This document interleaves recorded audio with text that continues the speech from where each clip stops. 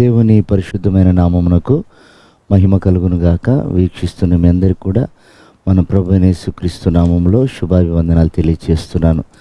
ఈరోజు మన దేవుని వాగ్దానం పేతురు రాసిన 2వ పత్రిక 1వ అధ్యాయం 19వ వచనం. ఆ వాక్యము చీకటి గల చోటు వెలిగించు దీపమైనట్టుంది. ప్రియమైనటువంటి దేవుని సంగమా, ఒకప్పుడు మనము చీకటిలో నుండి మనల్ని దేవుడు ఆశ్చర్యకరమైనటువంటి వెలుగులోనికి పిలిచాడు. వెలుగుంది కానీ ఆశ్చర్యకరమైన వెలుగు అన్నాడు. ఆ వెలుగు మనకు ఎలా తెలుస్తుందంటే దేవుని యొక్క వాక్యాన్ని బట్టి. ప్రియమైనటువంటి దేవుని బిడ్డలారా, ఈ లోక ఆశలు అన్నీ గతించిపోతున్నాయంటే లోకం చీకట్లో ఉంది. ఆ చీకటిలో సంఘం ఉంది. ఆ సంఘమే ఆశ్చర్యకరమైన వెలుగు. సంఘములో నుండి ఆశ్చర్యకరమైన వెలుగు ప్రవేశిస్తుంది. అనగా లోకములో న్యాయం ఉంది, లోకములో సత్యం ఉంది, కానీ సర్వసత్యం లోకానికి తెలియదు.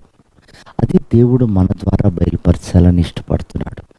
కనుక వాక్యము అయితే మనం అంగీకరిస్తాము, ఆ వాక్యం మనకు త్రోవను చూపిస్తుంది.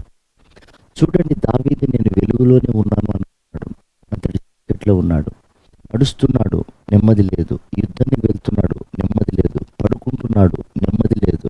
కారణం ఏంటంటే తను చీకట్లో ఉండి నేను వెలుగులో ఉన్నాను అనుకుంటున్నాడు. ఎప్పుడైతే ఈ వాక్యాన్ని స్వీకరించాడో, వాక్యాన్ని అంగీకరించాడో, అతడు అన్న మాట ఏమిటంటే ఆశ్చర్యకరమైన సంగతులను గ్రహించినట్లుగా నీ వాక్యం నా కన్నులు తెరిచింది అన్నాడు.